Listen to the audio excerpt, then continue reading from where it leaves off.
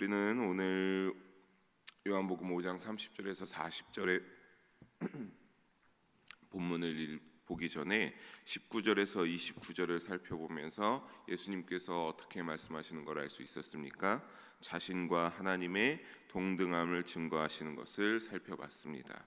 거기에서 예수님은 하나님과 자신의 관계를 표현할 때 무엇으로 표현하셨는가 하면 아버지와 아들을 비유로 들어 설명하셨습니다. 그러면서 자신의 관계, 하나님과 예수님 그 두 분의 관계를 가업을 잇는 아버지와 아들의 비유를 들어 설명하시면서 자신이 하나님의 그러한 일들의 가업을 잇는 아들로서 더욱더 하나님의 아들 예수를 확고하게 증거하고 선포하셨습니다. 이제 거기에 대한 설명을 더하면서 오늘 본문 가운데 자신의 정체성에 대하여 증거들을 더 많이 제시하고 있습니다. 사랑하는 여러분, 이를 참되게 알아서 오늘 새벽에 예수님이 살아계신 하나님의 아들이었음을 깨닫는 영일교회 성도님들 되시기를 주님의 이름으로 부탁드리겠습니다.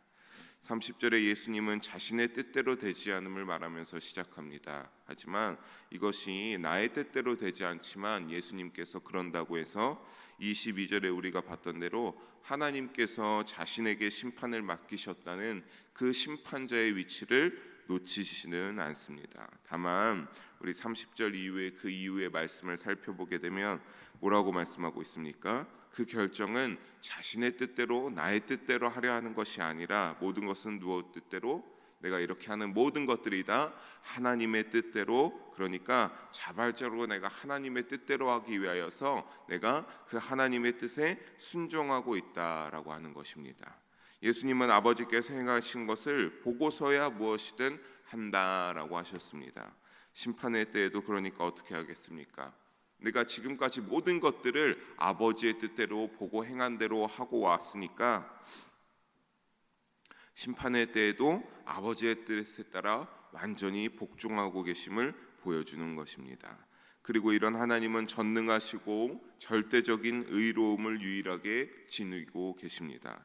그 의로움으로 모든 만물을 다스리시고 심판 가운데도 당연히 그렇다면 그 의로서 기준을 삼으시고 심판하신다라고 하는 겁니다. 그러므로 절대적으로 하나님에게 의존하고 뜻에 순종하는 예수님의 심판도 어떠하겠습니까?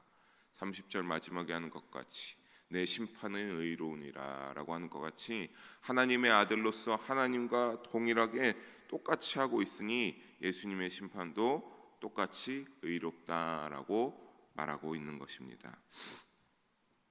31절에 보면 우리 한번 31절 읽어보겠습니다. 내가 만일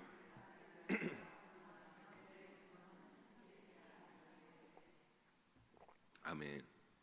31절에 예수님은 다시 한번 너희를 확실하게 하시면서 나를 위하여 증언하면 나는 참되지 아니하다라고 말씀하셨습니다.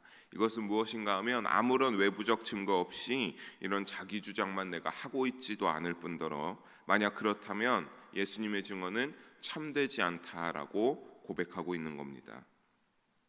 자기가 말하는 모든 것은 하나님에게서 받은 그대로이며 이를 말하니 신빙성이 내 말이 참 높다라고 재차 강조하고 계신 것입니다. 그리고 32절에 보면 뭐라고 하고 있습니까? 나를 위하여 증언하시는 이가 따로 있으니 나를 위하여 증언하시는 그 증언이 참인 줄 아노라. 자신을 위하여 증언하시는 이가 따로 있고 그 증언이 참이라고 하고 있습니다. 그것은 참이라고 하는 것은 인간의 어떠한 것도 증언이 될 수 있겠지만 누구만? 오직 예수님이 말하는 것, 다시 말하는 것, 하나님만이 나를 위한 참된 증언자이시고 모든 것이 다 나를 위하여서 하나님이 증언해주고 있다라고 그 증언이 참되다라고 고백하고 있는 겁니다. 사랑하는 여러분, 예수님의 하셨던 말씀과 보여주셨던 이적이 하나님의 참된 계획이었음을 오늘날 전적으로 믿고 받아들이시길 주님의 이름으로 축원하겠습니다.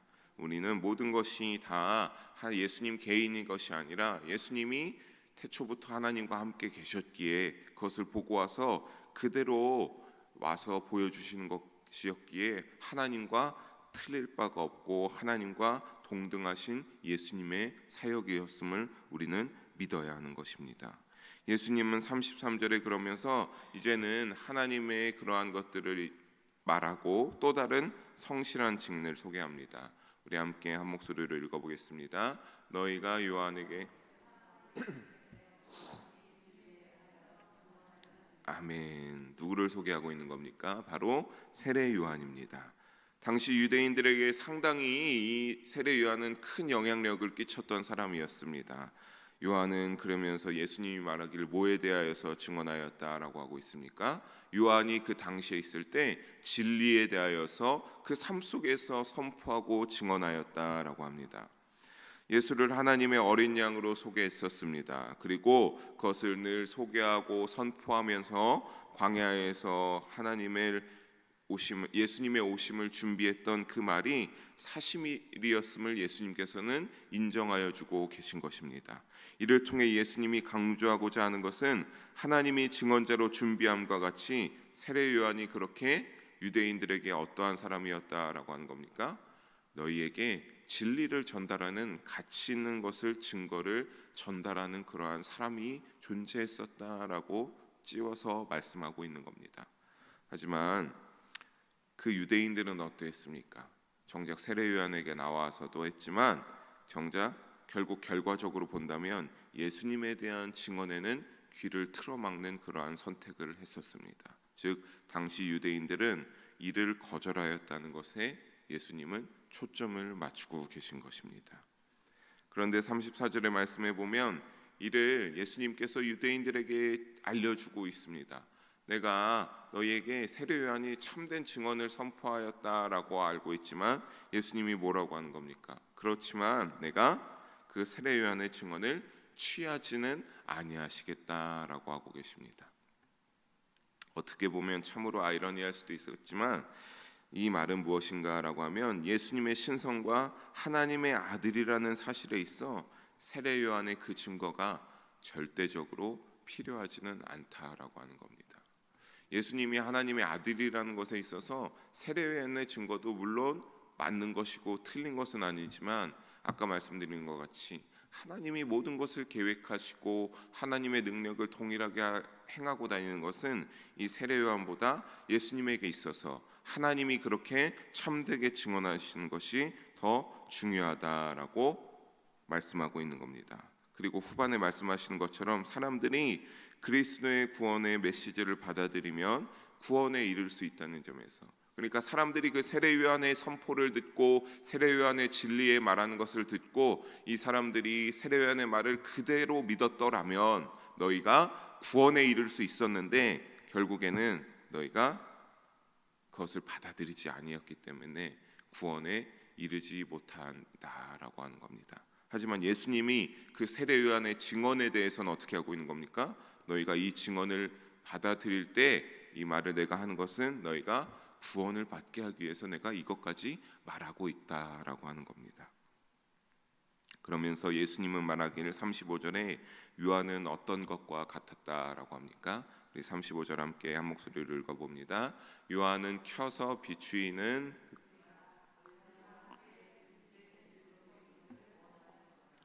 아멘. 요한은 어떠한 것과 같았다라고 하면 예수님은 비추이는 등불과 같은 존재였다라고 하는 겁니다. 사랑하는 여러분, 등불은 우리의 삶에 있어서 또 우리는 등불에서 나오는 이 빛이라는 것도 우리에게 동일하게 어두움을 밝혀줍니다. 그것처럼 요한이 등불과 같았다라고 하는 것은 세상의 영적 도덕적 어두움을 제거하고 진리를 드러내는 하나님의 종의 사역을 함축적으로 표현하고 있는 것입니다. 즉 예수님도 세례 요한의 그 삶의 사역이 잘못되지 않았다. 참으로 나를 준비하는 참된 하나님의 준비된 사람이었음을 예수님도 인정하고 그를 받아주시는 겁니다. 그리고 그때 너희들은 어떻게 했다? 유대인들은 요한의 말들에 큰 매력을 느꼈고 그래서 너희는 그에게 어떻게 했다? 그 요한이라는 세례 요한이 말하는 그 복음의 진리의 말에 등불의 빛에 있기를 즐겨했다. 너희가 원해서 그 빛에 즐겨 있었다라고 하는 겁니다. 하지만 36절의 말씀에서 예수님은 자신에게 더 큰 증거가 있다라고 합니다. 세례 요한이 그렇게 증거하고 너희에게 선포했지만 36절을 함께 보면 예수님은 이렇게 말합니다. 내게는 요한의 증거보다 더 큰 증거가 있으니 아버지께서 내게 주사 이루게 하시는 역사, 곧 내가 아는 그 역사가 아버지께서 나를 보내신 것을 나를 위하여 증언하는 것이요. 아멘. 그것은 하나님이 예수님을 통하여 이루시는 역사가 바로 그 증거고, 하나님이 자신의 아들을 보내심을 예수님을 위하여 증언하는 것이라고 합니다. 그 역사들은 무엇입니까? 예수님이 물로 포도주를 만들고 왕의 신하의 자녀를 가시지도 않고 멀리서 네 자녀가 나았다라고 했을 때 말씀으로만 병을 낫게 하시고 38년 동안 걷지 못하던 자를 걷게 하신 권능을 보이지 않으셨습니까? 그 모든 것이 하나님의 권세를 가지고 내가 그렇게 행하였다라고 증언하고 있는 겁니다. 예수의 삶 자체가 하나님 되심과 메시아 되심을 강력히 증거하고 있다는 사실입니다.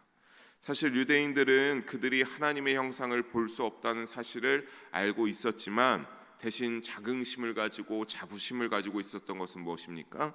하나님의 음성을 들을 수 있다는 사실에 대하여서 굉장한 자긍심을 가지고 프라이드를 가지고 있었습니다.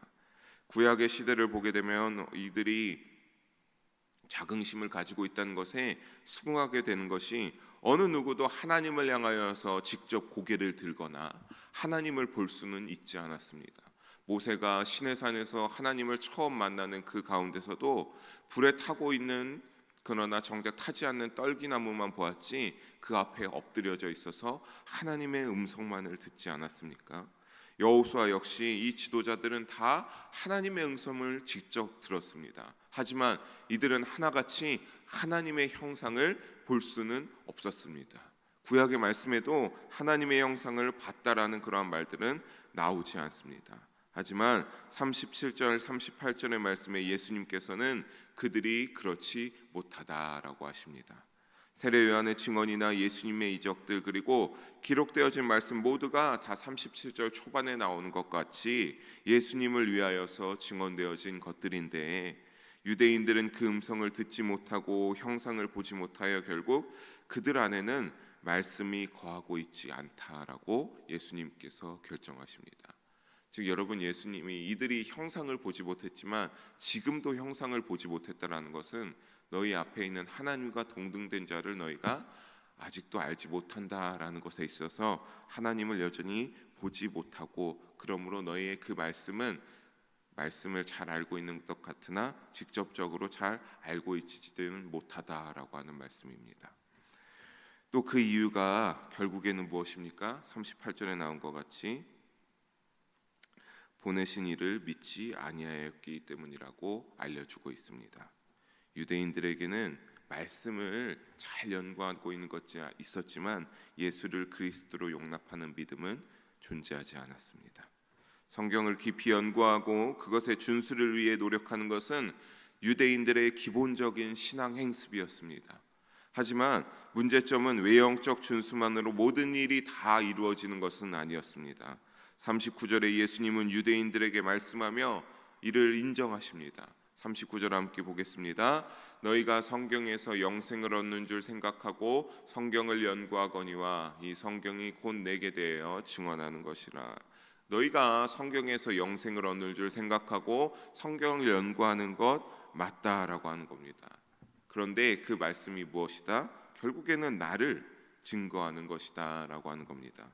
그 근본적인 내용의 포인트는 바로 예수 자신에 대하여 증언하고 있음을 말씀하시면서 40절 마지막에 보면 뭐라고 합니까?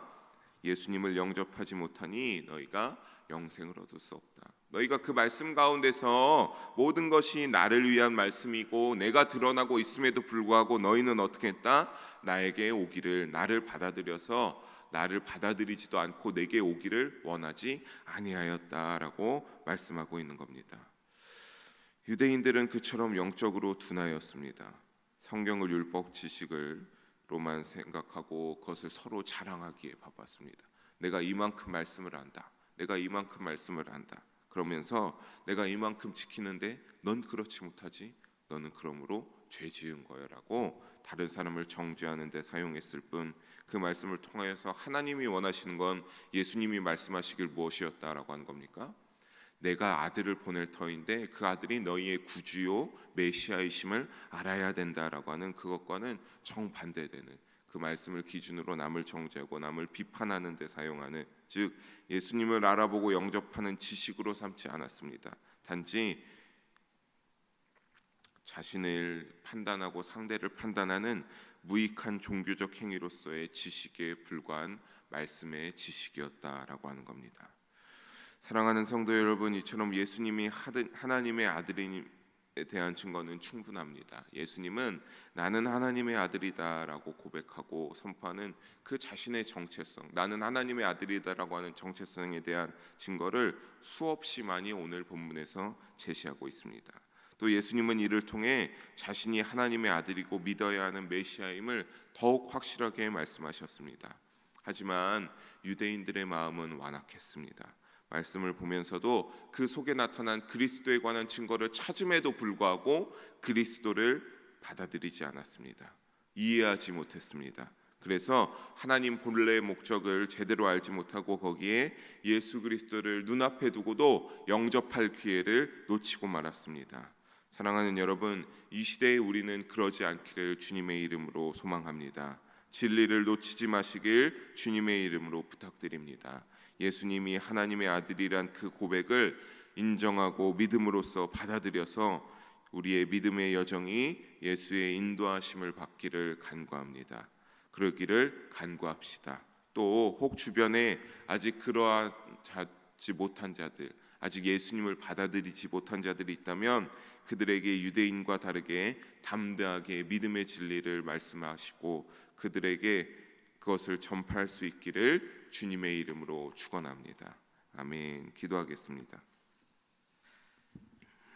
사랑의 하나님 아버지, 오늘도 주님께서 귀한 말씀을 주심을 감사합니다. 아버지, 우리가 오늘 말씀을 통하여서 우리의 삶 가운데 언제나 예수님이 하나님의 아들임을 다시 한번 받아들이고 인정합니다. 그리고 그 진리를 받아들이며 다시 복음 앞에 서기를 간절히 구하오니 아버지, 우리에게 첫사랑의 믿음을 회복하게 하시고 그를 통해 우리의 믿음 가운데서 예수님이 하나님의 아들이시오 나의 구주요 나의 참된 메시아이심을 강하게 선포하고 고백할 수 있고 부르짖으며 구할 수 있는 우리가 되게 하여 주시옵소서. 그래서 우리의 삶 속에서 언제나 충만한 성령의 역사가 있게 하시고 그를 통해 하나님과 동행할 수 있는 우리가 될 수 있도록 도우시고 함께하여 주시옵소서. 사랑하는 예수님 이름으로 기도합니다. 아멘. 우리 찬송